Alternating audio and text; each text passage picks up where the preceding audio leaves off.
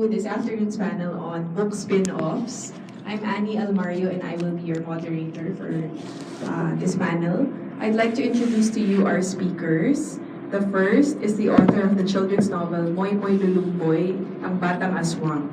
He won the Palangka Award for Literature for his story Alamat ng Duhat in 2011 and for his television, and another Palangka Award for his television drama Loida Taxi Driver in 1991. He also wrote television dramas for ABS-CBN and for the program Lino Broca Presents.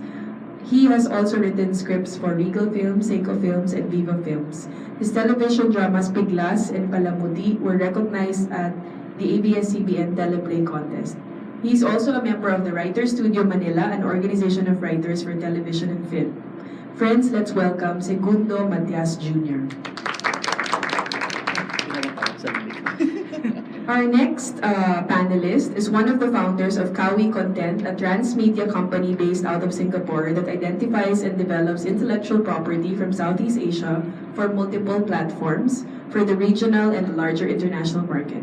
Previously she spent 14 years in LA, where she worked in development for studios such as New Line Cinema and the Walt Disney Company.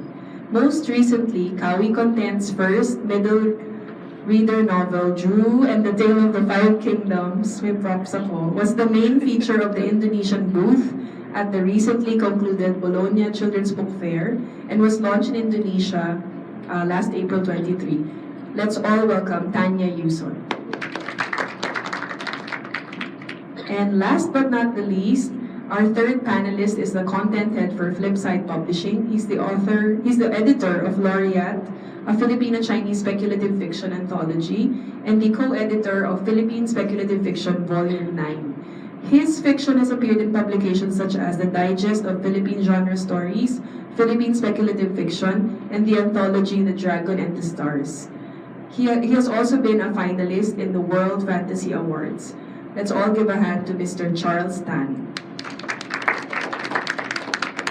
So each of our speakers will be given 15 minutes for their individual presentations, and we will start with Tanya, then move on to June, and then end with Charles. Do I have my slides or not? It's Tanya. Yeah, you can go to the first one. Okay, so this is who we are. I'm Tanya, by the way, as Annie said. This is kind of who we are as KAWI Content. So when I lived in the States for a long time, was working in LA for various studios, and the last one was a production company called Miller Goff Inc. And so I was what they call the development exec, and basically that's a producer that looks at content day in and day out just to see what we can turn into movies or TV shows. So the guys I was working for, Al Goff and Miles Miller, they did Smallville, they wrote Spider-Man 2, they wrote right now they're doing Shannara and they're doing Badlands. So when I came back, I partnered with Shanti Harmain Hoffman, who's Indonesian, and when we met, we sort of were on the same page about content in Southeast Asia and how it could find a bigger market. So together we formed KAWI Content. We incorporated in Singapore, but basically our scope is the region and also sort of like internationally, like the UK, the US. And so we try to look for content that has the stamp of or flavor of Southeast Asia, so but is accessible to other markets and other platforms. The next slide. So for our criteria, it really boils down to the heart of it is a good story. So we look for something that is engaging, because if it's not, then it's harder to kind of figure out an audience to find it. But it, original, so not so much derivative of something that's too familiar. Otherwise, it doesn't stand up in sort of like a bigger market. Universal appeal. It might have the flavor of Southeast Asia, but at the heart, if the story is emotional, then people of other cultures can also connect with it. So that's something we look at as well. And then adaptable. And adaptable for us is it's either adaptable to another culture, so they can remake it in their own culture, that story, or adaptable for other platforms. So you can turn it from like a book into a film, into a play, into like different platforms, a video game. So that's what we're looking for. So the next one, so Drew, which is what I just gave Annie. This is an example of, actually it's our first piece of original content that's out. So for us, and as we're talking about spin-off for the books, our plans for Drew, when we look at sort of the content that we have, we think about, well, where else can it play? Where else can we adapt it to for a different platform?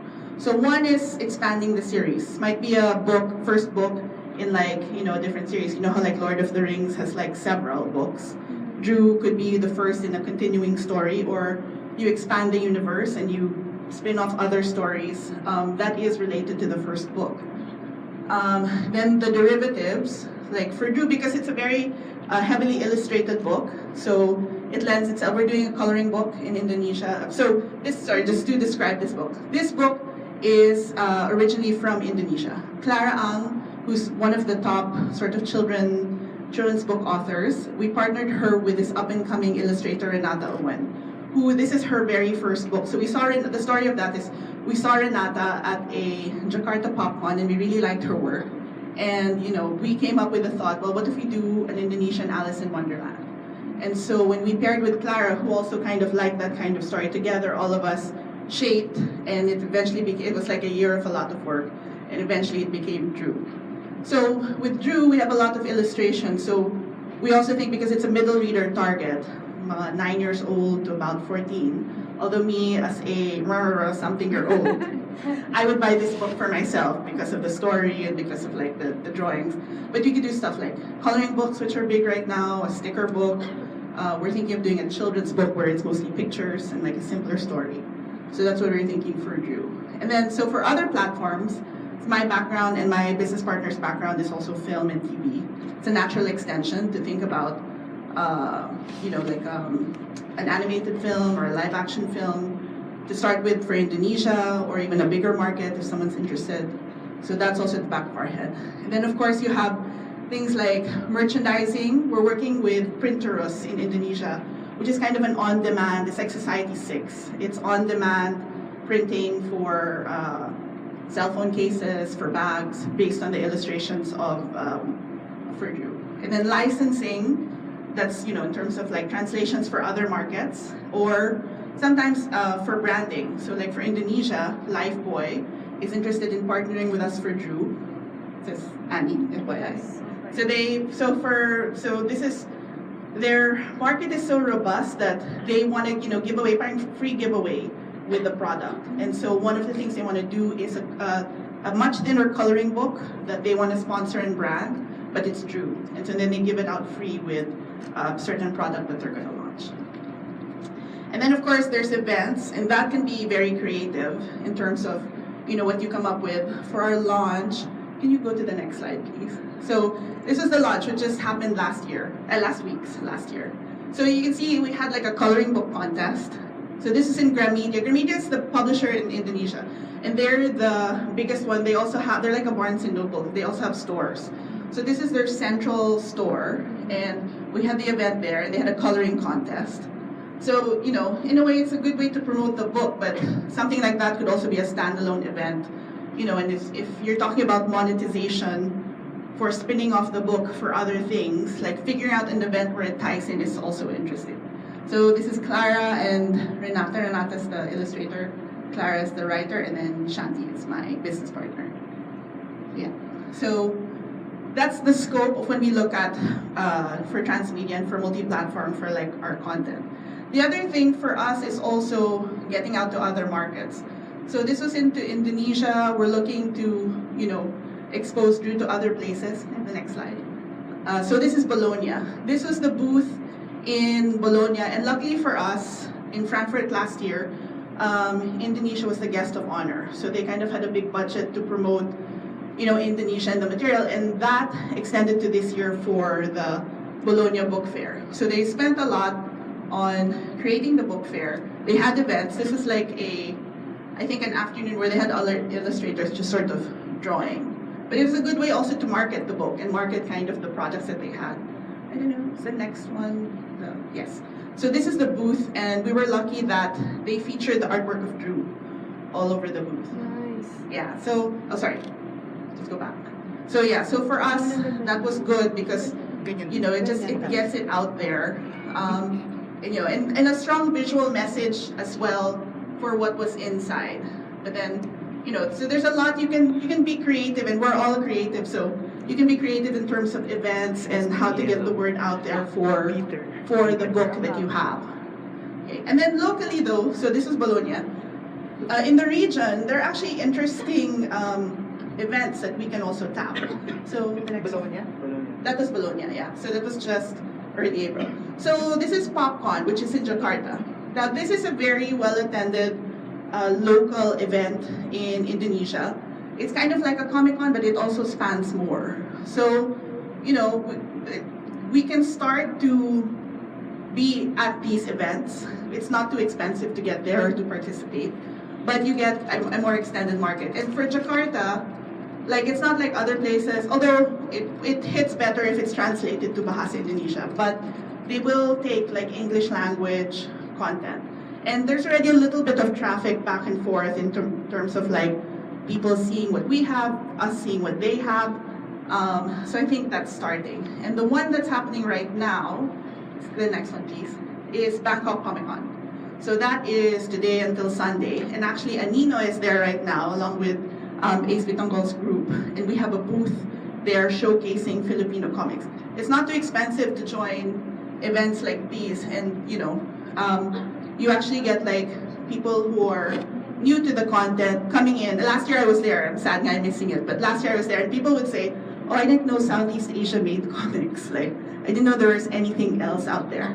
It's the same for books. I'm sure there's not enough traffic going back and forth between the region, but it's a good place to start in terms of the international. So that's my presentation.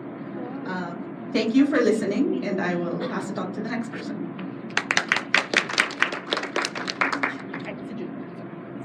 Para ba? Ikaw na. Sige. Siguro, let's start with yung mga nakalap ko na kung ano ba talagang spin-off. Diba? So, kasi kapag gumagawa ka ng kahit ano, ng libro, for example, sa publishing, nag-iisip ka, o yun yung tinatawag ko na naiinip ka, ano bang pwede pang gawin pagkatapos ng libro?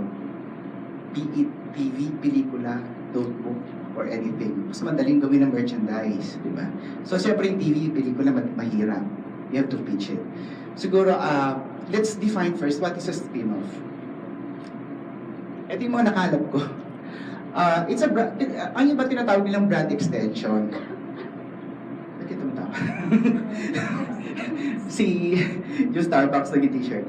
Yung iba ginagawa nilang brand extension. Of course, the original product, yung isa, yung pangalawa, yung hindi. Yung iba naman tawag nila byproduct.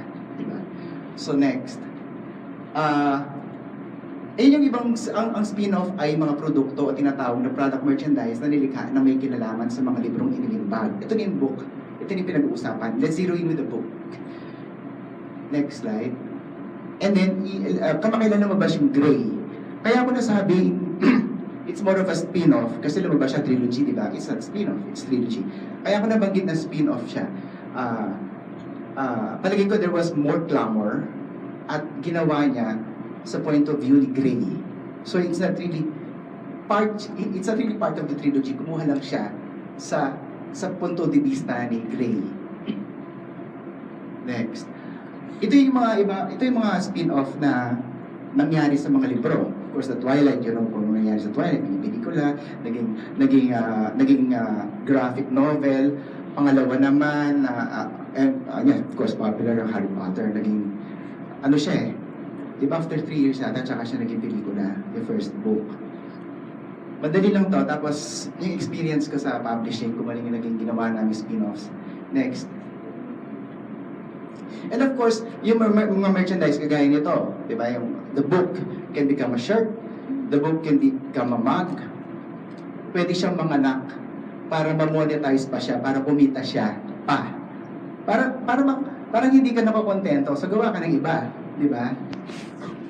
So kahit na anong spin-off ay refleksyon ng librong pinanggalingan, at kahit na sa anong paraan ay pinopromote nito ang libro, nakaka-promote pa rin ng libro ang kahit anong ginawa mong spin-off. Whether binigyan mo siyang libre, binenta mo siya, nag-extend yung kita mo. Next. Ang spin-off ay makakadagdag ng benta sa libro, kaya nang sinabi ko. At syempre, dagdag na kita ang merchandise, yung mga produktong ginawa na naisip na i-spin-off. At higit sa lahat, ang spin-off ay makakahikayat ng ibang mambabasa sa libro. Dahil may extension siya, nakakita siya ng mark, nalaman niya na may librong ganon, pwede siyang bumili. Parang ganon. Halimbawa, ang sino mang nakapanood ng pelikulang halaw sa libro ay maaakit na bumili ng libro. So maaaring hindi niya nabasa, napanood niya yung Lord of the Rings at bibili niya yung Lord of the Rings. Yung iba, hindi nga binabasa para magkaroon lang ng book. Diba? Next. Kumusta naman ang pagtanggap ng mambabasa sa paborito nilang libro? Interesado ang mga mambabasa na panoorin ng anumang pelikula o TV program na hinalaw. Of course, pag pinanood kasi natin ng isa, pag binasa natin ng isang libro, pag nalaman natin mapipelikula siya, gusto natin panoorin kung paano na-interpret yung book. Pero madalas, kapag napanood ng mambabasa ang hinalaw na libro sa pelikula o sa TV program, laging sinasabing mas magandang libro. Dito nababaliw-baliw kayo, bakit mas maganda libro? Minsan napapamura ka, ba't wala ito? Ba't yung Hunger Games, hindi naman namatay si ganito?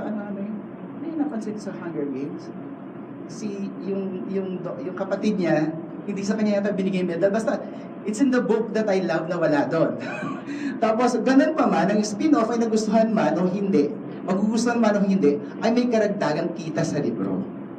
Siyempre, may royalty si author, kumita siya kahit hindi maganda yung book, kahit sinasabi nila na sinira ang libro ko, pero may kita siya, but may trade-off lahat ang buhay. Next, ito yung experience namin. Okay. Recently kasi, kami ang publisher ng Precious Hearts Romances, yung romance book. Recently kasi nagkaroon ng first book, yung isang libro ng title, Remembering Sunday. Kaya ito yung nilagay ko. Actually, marami silang na spin-off. May mga sa Facebook naghahanap ng, kunwari, meron silang nagustuhan character. Kaibigan lang ng isang character. Hindi siya ang main. Mag-flood sa feed, gusto ko ng kwento kung ang kaibigan niya, pangalan niya, Carla. Gusto ko ng kwento ni Carla, ganyan. Maraming ganon. So, the writer, nape-pressure siya magsulat para kay Carla. So, it's a spin-off. Kasi hindi naman siya galing sa original. Diba? Recently, ito yung may bigay example kasi parang ito yata yung first time na hindi kami naglabas ng happy ending. Pinatulong ko siya kasi maganda. Remembering Sunday, it was editor's choice. It was an editor's choice. Tapos, may isang kinakasal. Tapos, pinagkakwento ko. May isang kinakasal. may isang babaeng tama.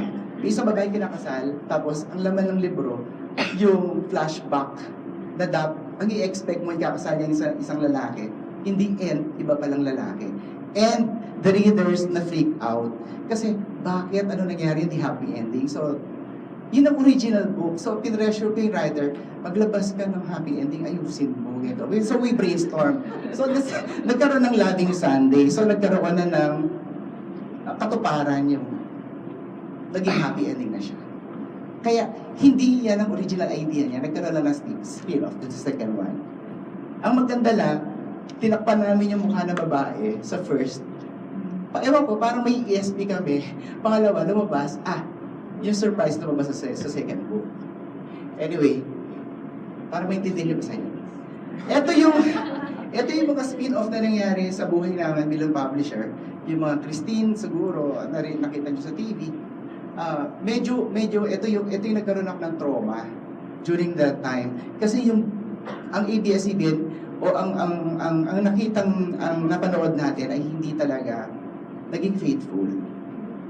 Because of the budget, maybe, because of the stars, ganyan. Yung nagkaroon ng outrage sa mga fans ng series kasi malayo na. Malayo dun sa gusto mong gawin ng writers. So nagkaroon ng problema ng konti doon kasi yung writers, yung readers, yung fans, nagkakagulo, bakit ganito, bakit si Christina ganyan, bakit ganyan. Of course, pag nagbabasa tayo ng libro, parang tayo ang director, di ba? Yung gusto natin, na ina-absorb natin, mas malawak siya. Iba ang pagbabasa ng libro. Ang TV, isang screen, it's just a box. Wala siya, may ending siya, ganun siya. Ang pagbabasa ng libro, labak. So talagang kaya yung effect kanina na sinabi ko na talagang normal na talaga mabubwisit ka lagi. Lagi, 99%. Di ba? Ilan lang yung mga pelikula talaga na, okay, gano'n lang. Ang pangalawa naman, next slide. Ito yung mga, actually yung mga nilabas sa the writers and the readers ng Precious, hindi sila ganun kasaya. Kasi iba pag binabasa nila. Kasi ang naiintindihan ko naman, since galing ako sa TV, blessing in disguise, ina-explain ko sa writers kasi talagang may budget constraints. Sa casting pa lang, sa ganito pa lang. So, maraming aspeto technical. Kasi isang gagawin nila, ang isang, sabihin natin, 2-hour o 1-hour episode, gagawin nila na, sabihin mo, 1 day, with how many locations, konti lang. Kasi sa libro, pag nagsusulat ka, pwede ka pumunta ng Hong Kong, pumunta ng Japan, pumunta ng... So of course, you cannot do it in a TV program. Malaki ng budget. Next. Kaya nag-revise. Ito yung recent experience namin, yung Once a Princess. If you read the book, ang layo. I want you to read the book. Kasi minahal ko yung libro nung binabasa ko siya. It was written by Angel Bautista, one of the best writers of Precious. Nung mapanood niya, muntik na kaming, naluha siya. And it was a spin-off. Kumita siya, may royalty siya, pero yun ang trade-off na naman na sinasabi ko. It's not in our brand. Pag pinanood mo siya, it's okay off the record. Pag pinanood mo siya, it's not the Precious brand. Nakilig, na ganito. Naging drama siya na parang Mother Studio. I told them point blank, sabi ko it's an old, para sa akin it's a film of the 80s. Yung sinusulat ko nung araw, na drama. It's not that. Pag pinanood mo, read it, maganda. The film. Now, yung Bloody Crayons ginagawa nila ngayon, so tingin ko, ito nang hopefully magiging maganda kasi it's kind of horror. Maganda yan. Para sila, it's a group of teenagers, may namamatay isa-isa. Alam nila, isa sa kanila ang pumapatay.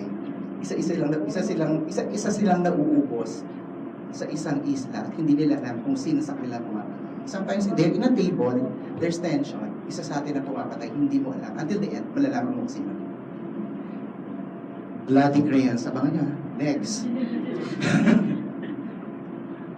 Ito yung ibang spin-off na nagawa namin. Actually, napakarami, hindi ako natapos.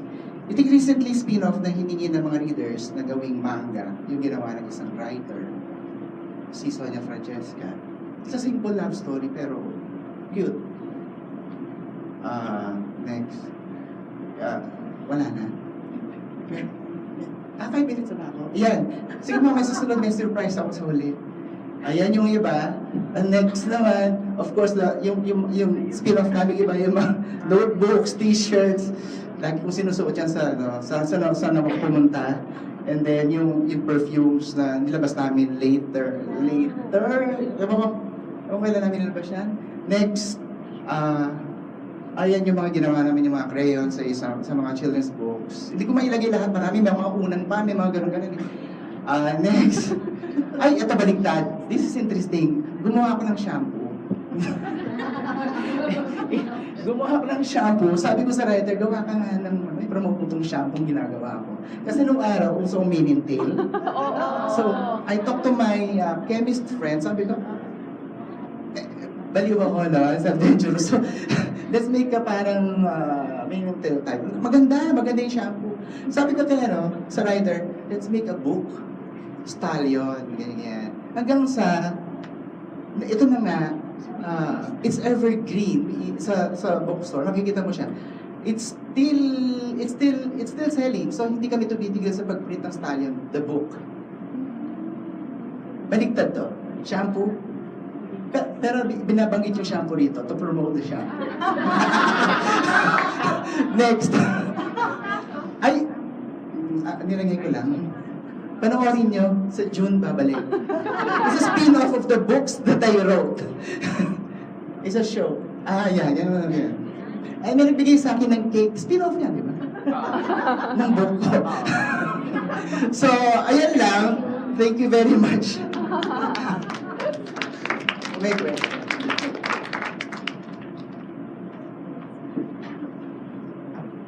Yeah, so I just want to check, who here are the publishers? Or wala? Books as spin-offs. Some of you are publishers. And then who here are authors? Sa Sunday. Due to Kayo din ba? Sige. So the rest, students lang? Or ano po yung interest nyo sa spin-offs? Or sige. Ano na natin? Anyway, sige, next slide. So, we're here to talk about spin-offs kasi I also wanted to relate with the agenda ng NBDB. They actually released a document, you can check it lang sa website nila, yung charting the future of books in the Philippines. So, for the publishing industry, these are some, I just wanna excerpt some of the points they want for future directions for us to grow. So, one is to consider an alternative distribution channel. Another is consider digital distribution as a viable model. Another is produce more diverse titles ng books, and yung possible nga yung translation. And yung huli, kuya, kaya bang i-clean yung i-clean yung screen? I think the other one is nga, to encourage more individuals to create more books. To encourage more individuals to go into publishing. Sige, okay na, sige. So, yeah. So, just remember those 4 points and relate ko lang sana sa derivative, sa book spin-offs. Sige, kuya, sa next slide. Okay, kuya, next slide na. So, let's talk about yung let's make more books. For me, when we say spin-offs, probably a better word for that is derivative works. So, derivative works is basically parang one way to earn more money or to create different artistic works from an already existing work. For example, translation is a example. Halimbawa, kung alam niyo po yung comic na Tabi po? So, Filipino siya, and then like meron kaming English na translation. Another example, for example, yung mga parang sa tour na. So, originally comic siya, tapos naging play, tapos naging movie. So, yun nga, yung mga play at movie, derivative work siya ng yung original na comic ni Sir Carlo Vergara. Okay. Or another example, may short story ka, kung na-include siya sa anthology, consider derivative work na din yun. Okay. So, just explain to us, at least yung perspective namin. So, we're Flipside and we're a publisher of ebooks. For us, yung ebooks, it's not a spin-off for us. But, in relation to the publishers and other authors here, the ebook version might be a spin-off for you. So, for us, some ebooks come out first as ebooks. For example, isang book namin, Voices in the Theater ni A.S. Santos, originally ebook siya sa amin, and then later on, may local publisher na nag-pick up. Alternatively, meron din mga titles like books from mga UP Press or Tanya Press. So, nag-release sila ng print book, tapos we co-publish it para magkaroon ng ebook. So, we can count that as a spin-off. Or sometimes nagkakaroon ng translation. Like yung sabi po ni Mervin Malonzo, una, Filipino webcomic siya. Tapos, we got the rights to do the English ebook. So, yun, spin-off kami ng work niya.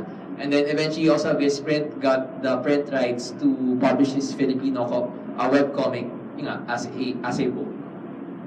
So, and then, we also do translations. Like yung example na nun, kay Mervin Malonzo, we translated it into English.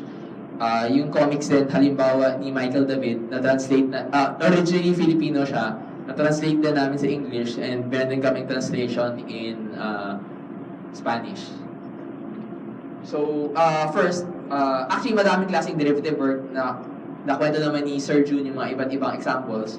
For now, parang focus ko lang muna, at least for this slide, yung bakit ebooks. So, first, lalo na kung print publisher kayo, if you already have the print book, then marginal na lang yung cost to have it available as an ebook. Kasi actually, kaya mahal yung libro, hindi lang dahil printing yon, but majority of the cost there, yung pag-i-edit or yung pagsusulat mismo para may makuha yung author na royalties, or yung pambayad din kuwari sa graphic designer para i-gawin yung cover or yung i-layout yung ebook, yung physical book. If you're doing the ebook, parang nagawa mo na yung may ibang overhead na cost na yon. So, it's just minimal cost na lang to come out with an ebook version. So, like yun nga, Precious Arts, meron na silang print book. We can do an ebook of it, nga, same cover, same content. Mas maliit na lang yung cost. So, kung meron na kayong print book, parang why not go ebooks na rin? Since, kung author kayo, since nasulat yun na, kung publisher kayo, nagawa nyo na yung karamihan ng work involved with it. Second, it's another distribution channel na wala kayong access. Kung publisher kayo, here, alam naman minsan yung kahirapan distributing your books with bookstores or baka minsan magazine stands. Pero kahit naka-distribute na kayo sa bookstores and magazine stands, meron pa rin yung ibang lugar na hindi nyo maabot. For example, baka meron kayong customer sa Saudi or baka sa US or baka sa Singapore. So, minsan, either mahirap or masyadong mahal ipadala yung physical na libro sa kanila. At least, yung ebook, assume to meron silang credit card, at least they can buy the ebook. So, it's a new distribution channel and it's a source of additional revenue. Pangatlo, say it can be reiterated quickly. For print kasi, kuwari, nagkamali ka, you have to issue a new print run. For ebooks, madali lang naman i-edit yung pagkakamali nyo and then just come out with a corrected version. So, yun naman yung one way din for ebooks. Parang, tatamang kayo siguro may word processor or, kuwari, nag-vlog kayo or mayroon kayong pinost sa Wattpad tapos meron na kayong gustong konting iibahin. At least, madali lang iibahin and then upload yun na lang yung bagong content. And then, a fourth point, it's so in relation to our theme na yung remembering, parang so that we don't forget that. Kasi right now, the previous generation grew up with print books and mahalaga din yung print books. Pero ngayon din, meron din iba, I mean, lahat naman dito nag-google, diba? Meron ba dito ang hindi gumagamit ng internet? So wala, diba? So minsan, pag nag-research tayo o naghanap tayo ng interesting na babasahin, we usually search the internet. So sometimes when you research the internet, what comes out would be the ebook versions. So for me lang, it's nice to have a redundancy.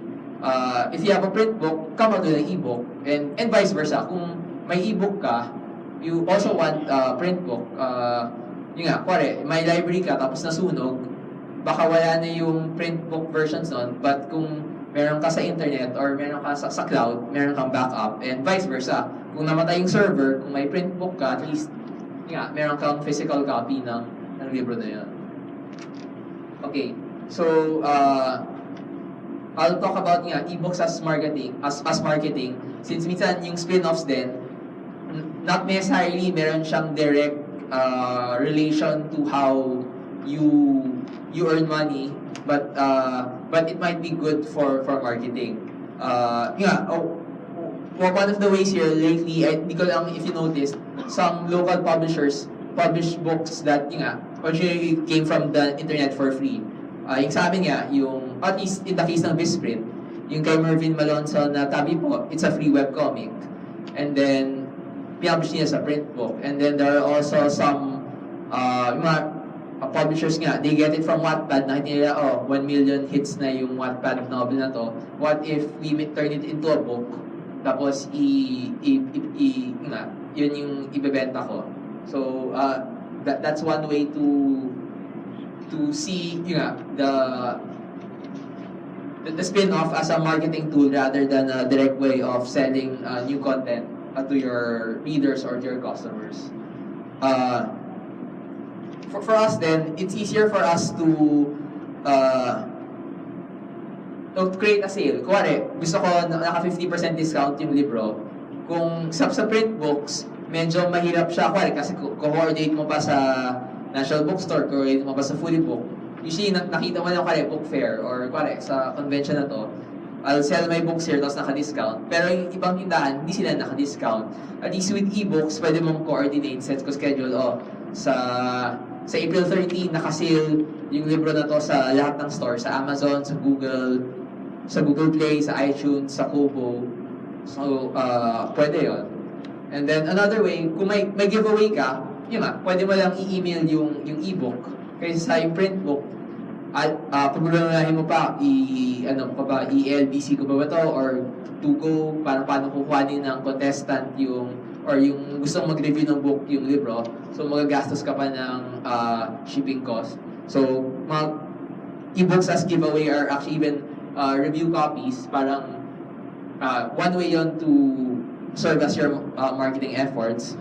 And fourth way, parang some publishers, the US, like, they do book pre-orders. So, one promo they do is, pre-order the print book now. We'll email you the ebook now, parang before the book is released. Kasi with printing, sometimes it might take 2 weeks to print the book, and then another 2 weeks to distribute it to all the other retail stores like National Bookstore or Fully Book, or deliver it to magazine stands kung ganyan yung libro nyo.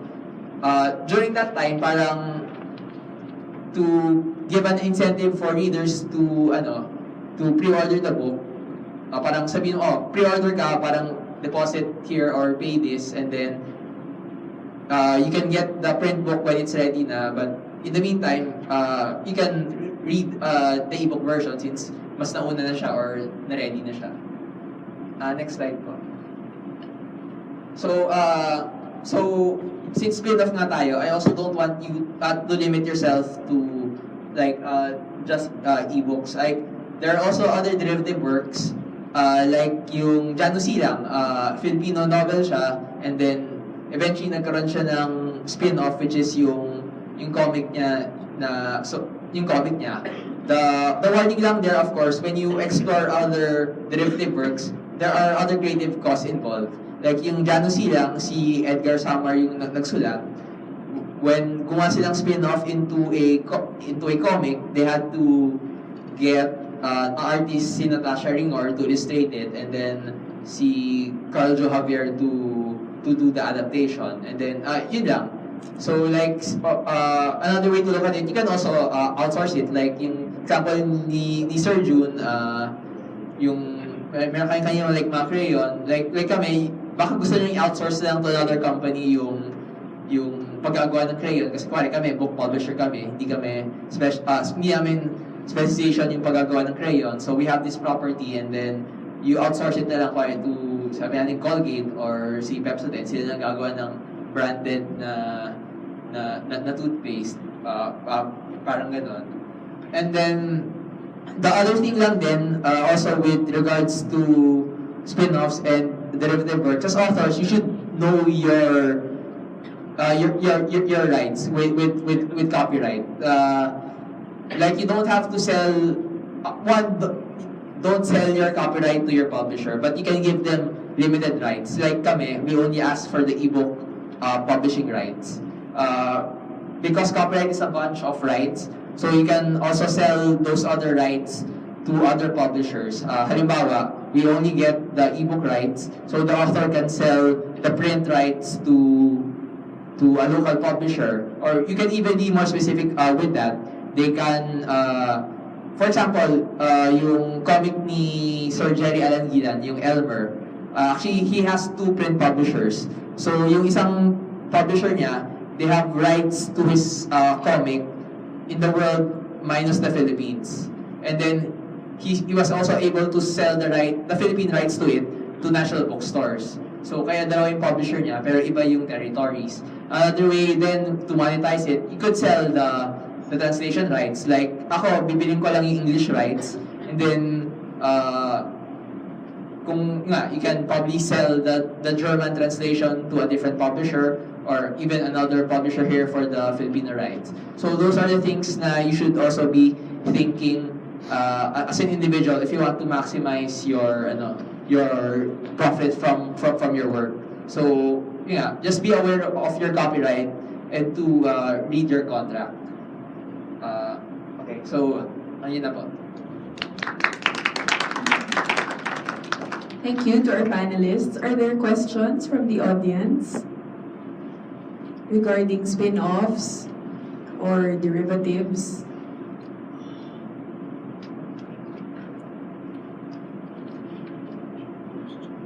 Yes? Sorry, we just have one mic.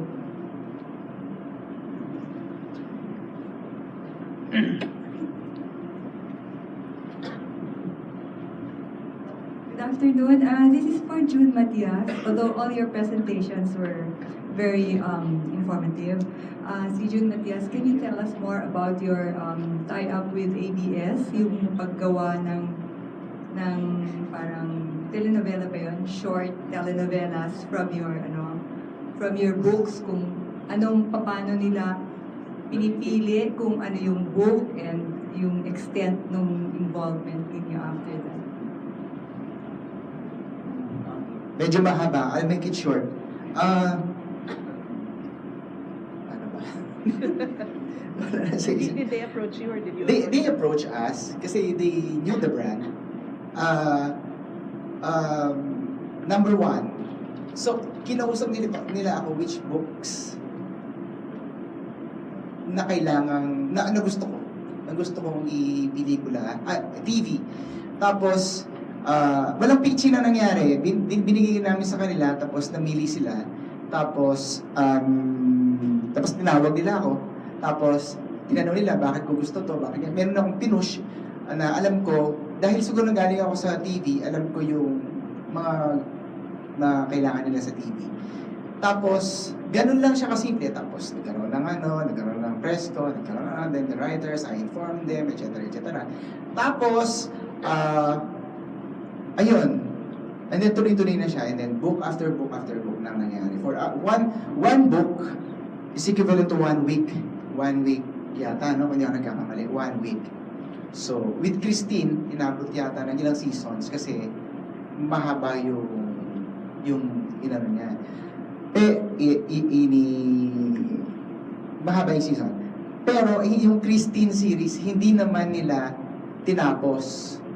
Kung gagawin pa yung isa, meron pa siya. So there are, I think, 40-50 books of Christine. They got a certain portion lang of the series. Yung tingin nila mas interesting. So ganoon. Yun bang gusto mo malaman? Oo. Walang pitching na nangyari, I just gave the books.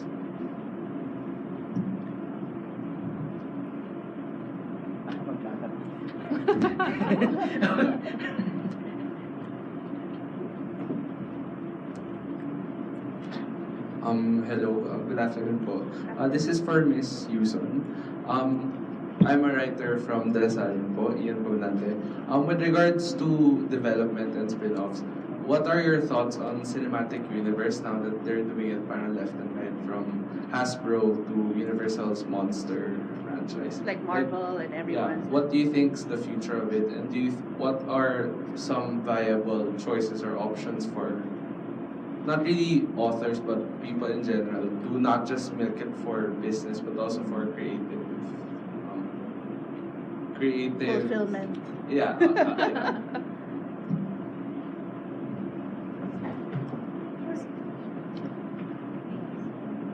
That's a good question. When you look at Hasbro and Marvel and Disney, those are big corporations. So they're in the business of making money. So that's why they expanded as much.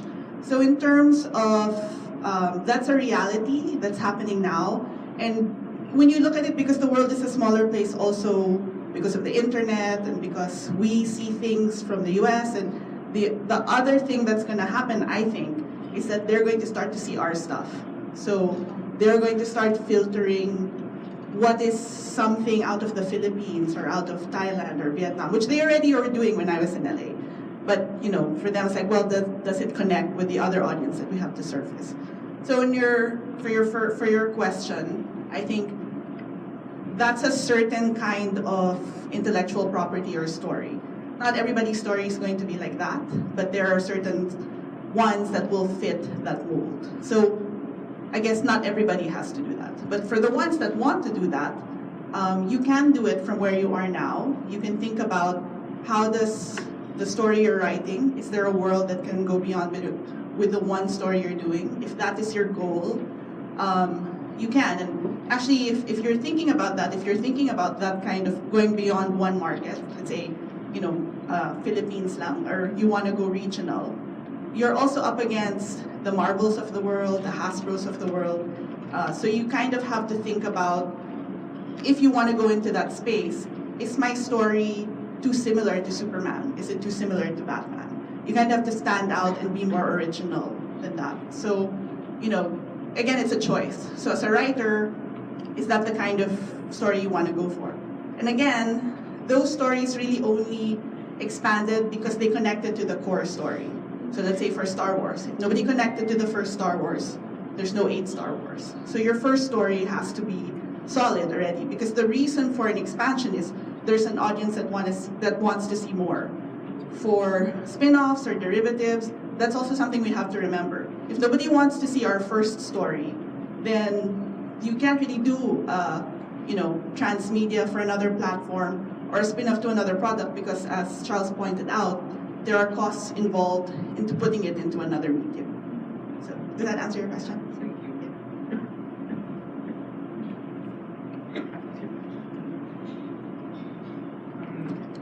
My question is for Sir Jun. Hello, Sir Jun. Sir, do you also encourage other graphic artists to make Filipino-style comics or illustration on the literary works that they choose in their piece of work, sir? Because I really appreciate what Joe Mike Tejido's creation on your book, sir, the Moy Moy Lulomboy.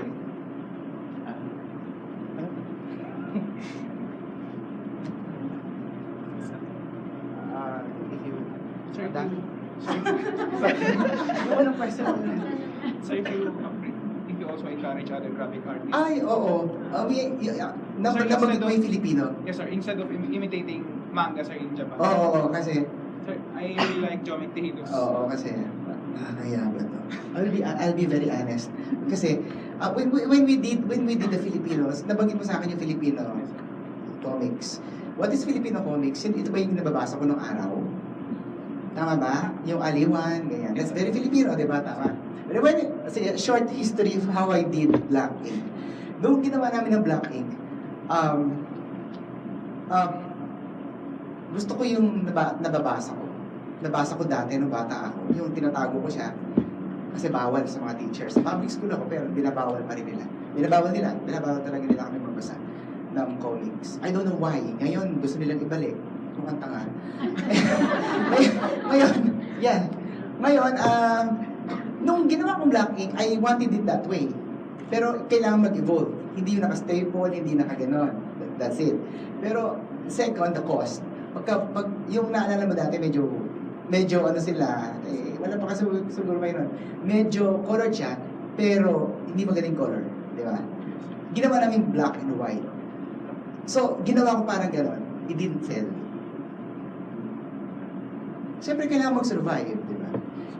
So, ginawa ko itutuloy, ganyan. Nung ginawa namin ng manga, doon lang nagkaroon ng nag-improve ang sales. Pero yung style ni Joe Mike. Pero tapos, pangalawa na, kasi dinanggit mo rin yung manga kanina, di ba? Yung style ni Joe Mike, hindi namin ginawa, kasi kung comics ang pag-usapan yun, yung may balloon, may ganun-ganun, yun. Yung ginawa namin ni Joe Mike na Moy Moy, of course, nagustuhan ko, gusto ko. And, maganda yung gawa ni Joe Mike kasi it's breathing, it's, diba, napansin natin. So, okay yun, naging magandang response. Maganda yun. So, pero, hindi namin sinasara na babalik uli ako sa Pinoy na sinasabi natin, kung yun ang tinatanong, na yung alam natin. Kasi tawag nga namin sa term sa office, Western eh. Yung parang Batman, gano'n. Which is not yet, feeling ko, hindi pa rin Filipino ang dating, di ba? So, siyempre, may manga tayo. Sabi, may maririnig ako, pihado, manga, hindi naman Pinoy yan. Bakit ang Taiwan nagmanga, Japan yun, ang Korea nagmanga, Japan yun. Can we not do our manga? We have manga artists. So I want it global. I want manga artists who are Filipinos also. Open. Hindi ko iniiwan yung nababasa, yung itsura ng mga comics ni na Carl, ni na Matt Santana, ni na Joey Silerio, yung brothers, kilala ko yan, si Carlo Caparas, the drawing din. I love those drawings, kaya lang, hindi naging magandang response ngayon ng mga bata, hinaharap yung manga. Can I add? Yes. So, manga, it's interesting kasi I go to the Comic Con trends, like right now yung sa Bangkok Comic Con. They paired up with the Anime Festival of Asia, which is the biggest anime and manga festival, you know, for Southeast Asia, mga 8 years na siguro sila. And that, you know, and you think it's Thailand, but the attendance for that, and in Jakarta and in Singapore, it's parang K-pop. Yung parang it crosses the boundaries. So, because manga's been around for so long and is so popular, there's something that strikes a chord with the audiences around Southeast Asia. So, it's totally a viable choice. May idadagdag lang ako. This is kind of emotional. Sandali yan, Charles.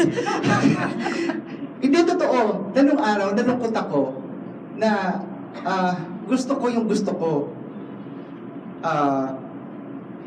Gusto ko yung dating binabasa ko.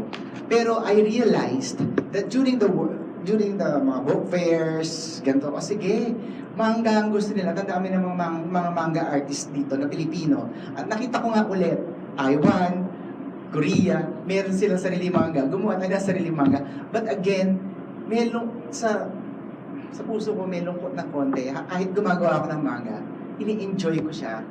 Ini-enjoy ko na lang. But deep inside, gusto ko yun dati. Ako kasi siguro, I'm over 53 na ako. So, siyempre, sinuswak ko siya sa gusto ng bata. Yeah. No, sa akin lang, loaded question lang kasi yung Filipino style. Kasi, kung na-notice mo naman, siguro mas maganda lang ibanggit mo yung frame mo question as yung, style ni na, panahon ni na Carlo Caparas or yung or yung mas nauna sa kanya kasi nag-evolve naman yung art natin. Pareho naman Filipino pa rin siya. Like kung pansin mo nga, like kung si Caparas nga may ibang style yung art niya or sina Mars Ravelo which in turn nga was influenced nga by western art nung panahon nila. Tapos kung ngayon kung yung mga 90s na art like si Arnold Are may konti kang manga influence na makita. Pero para sa atin Filipino pa rin yun. And then like si Carlo Vergara, iba din naman yung influence niya. And then kahit ngayon naman, meron yung art ni Tepay Pascual, which is siguro yung pinaka manga-esque na art. Pero Filipino pa rin yun. Siguro ang warning lang, kung bilang artist, parang wag mo lang lift yung art style. Pero yun naman yung start parang mimicry. Pero eventually, nag-evolve yun. And kung hindi ko man din naman yung lahat ng style ng lahat ng art, nag-evolve naman. So parang, pwede mo lang sabihin, tanggapin naman lang ng sa 2000 at 2010 na era ng Filipino art style. Meron part doon na manga influence and meron din iba na true pa rin sa dati niyang roots. Ngayon, siguro lang ang suganda, parang sino yung audience mo? Kasi parang kay Sir June, yung audience niya, gusto niya, yung tia-target niya medyo mas pangmasa, so mas manga style yung siguro yung may ibang kwento niya. Pero kung meron din siyang niche audience, alam niya ay yung style ng panahon niya yung paborito, pwede naman niya gawin. Hindi, meron naman. Like siya Sir. Like siya Sir Jerry, kaya nga mahalaga yung Comics Museum na gawa ni Sir Jerry. And kailangan din natin i-appreciate. Hindi lang din naman palagi yung pangmasa din naman yung hinahabol natin. Pero bilang artist, parang or even as publishers, alam mo muna ano yung aesthetics mo at sino din yung target audience mo. Meron ba? May dadagdag lang ako kasi the cost. This is very important. Kasi ang mahal ng single ng artist. Tapos gagawin ko pang color. Lalabas doon 500, 400 pesos. Hindi na kaya. So kahit gusto ko yung gusto kong gawin, na gusto ko yung comics na ganito, na ganda, so mahirap. Hindi natin mabibila lang. Yung, di ba?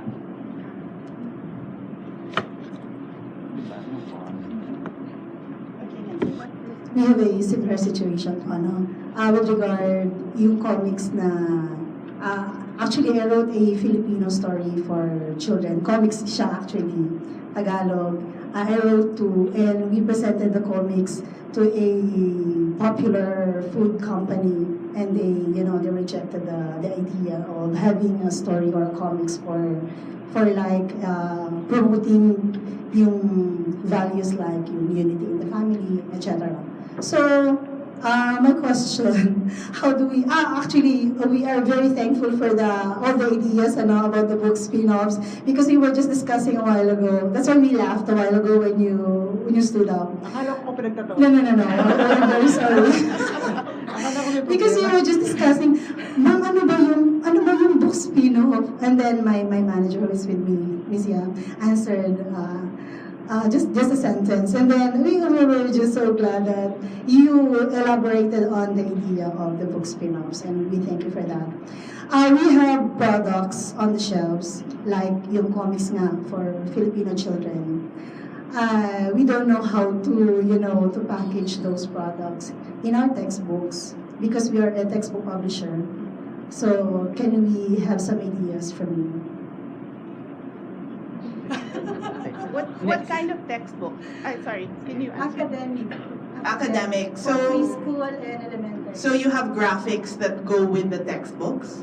Yes, ma'am. So, and what do you want to do? You want to expand on the graphics that you have for the textbooks? No, we have a separate product like the comics for children Okay. that can be, I believe, used for preschool and elementary students. Is it related to the textbook content? No, not really, not really. Well, who's your market for that? I think so as a publisher, you kind of have to identify when you create that, especially with like a kids market, who's your primary? Is it for schools, outside of schools, to parents? Actually, we produced, and I wrote the stories for Jollibee Corporation. Okay. And they commissioned it, or you just presented? Oh, we just presented. Okay. Somebody gave us the idea, and then I wrote the stories for values such as family, unity in the family, and In a comics. yeah. I've been allowing it already. The But comics in the textbook. No, it's different. No, It's a separate. It's a separate product. It's the Yeah, so that's why I'm asking, how can we package or make a spin-off of the comics in our products? Okay, so to answer your Jollibee question, again, you think about it, because if you're thinking about corporation and you're pitching to them, let's say McDonald's, the reason why they put Marvel or DC on their cups is so they can sell more McDonald's or Jollibee. So me audience na they want to connect with. So if it's an unknown, unless you have a bigger following, it's harder for them to say yes for that. So that's probably, you have to look at who you're selling to for that perspective in terms of what you want. Now, in terms of moving that comic, you can think about, you have to look at the market. So, sorry, I'm going into like sort of the business sense of what your intellectual property is. So if you're a publisher and you're looking at something that you've created, I think you identify first, well, then who wants to read this book? And for me, when I look at it, sometimes I look at it as myself as the consumer. What kinds of books do I want to read? Like my nieces and nephews, what kinds of things do they like to read and see? And then as you create, if you're the publisher trying to figure out who's the market I want to connect with, and then figure out how I can connect with that. Does that make sense? I'll just add to that lang. Parang, I think you have to figure out what your plan. For example, at least, yung panahon ko, lumaki kami sa Bazooka Joe na bubblegum. Now, Bazooka Joe, if you notice, yung wrapper niya, may comics. So, sometimes, some people nga, just buy the bubblegum to read the comics. So, that's how they integrate it. Or another more, in the education naman, like, since I grew up in a Catholic school, so meron kaming, we had CLE class. And then one of the things they tell us when yung Gus, I think it's Gusby the Ghost, which ties up to Christian values. So that's how they tie it up. So for you, because it's not clear what the link between the work is, because originally I think you wanted to do comics for Jollibee. But if I were Jollibee, my question would be, what how does it promote our product, or how does it tie it up? And since they rejected your comic, you're asking us now, parang how do you tie it to the textbooks that you're selling? But for me, that's too vague. Eh? Like, is it a math textbook? And if it's a math textbook, does the comic you have relate math materials? Yeah, or maybe or something else. So for us lang, it's not clear what the relation is, and it's right now it's too general, and it sounds like you don't really have a plan on how one work ties with another. That's why I think her company in Transmedia, they figure out how one work links to others. But right now, it sounds like you have two works that aren't necessarily related. That doesn't mean it's unsalvageable. Because there are some, like actually ngayon, if you notice mga games, mga Bejeweled, like there are several clones, and then what they, or for example in Angry Birds, may sarili siyang franchise. And then it wants to tie up with Transformers or Star Wars. So they reskinned it to Angry Birds Star Wars or Angry Birds Transformers. So that's one way how they link the two. So that's just one way. That doesn't have to be the way. But the bigger question really is what's the overall strategy and how they link. It's not advisable to come up with band-aid solutions. Okay. I'm sorry, we don't have. No, can we have one more question? Okay, last question. Katanungan ko ay para kay Charles Tan. Ano po may ipapayo nyo about sa e-books? Like, I'm part of a research now. And then, paano mo may i-assure na magiging academically perspective siya? And then, it is ba restricted ba para malaman? Kumbaga, paano ma-restrict or paano mo ipapalawig yung research nyo and then ilalagay sa e-books?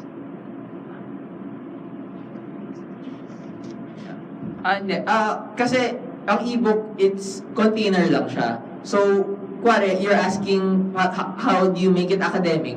Parang research paper nyo din. Parang we're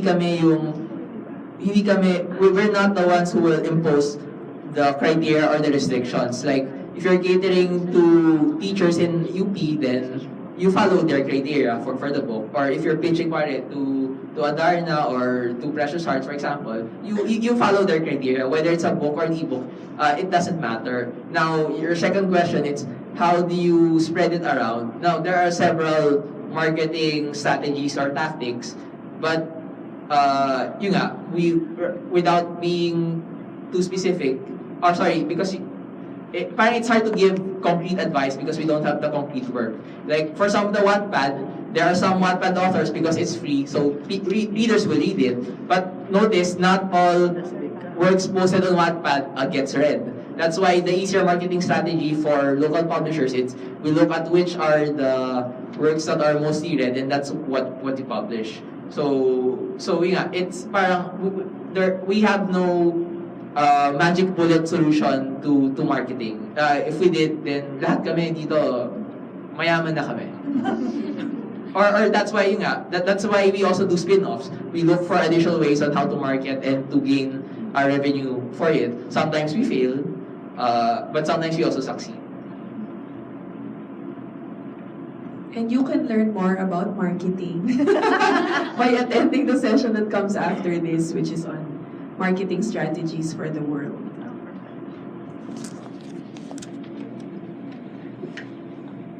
So since wala nang nakataas na kamay, palakpakan po natin ang ating mga panelista. Ang susunod po na session sa kwartong ito ay magsisimula ng 3:00.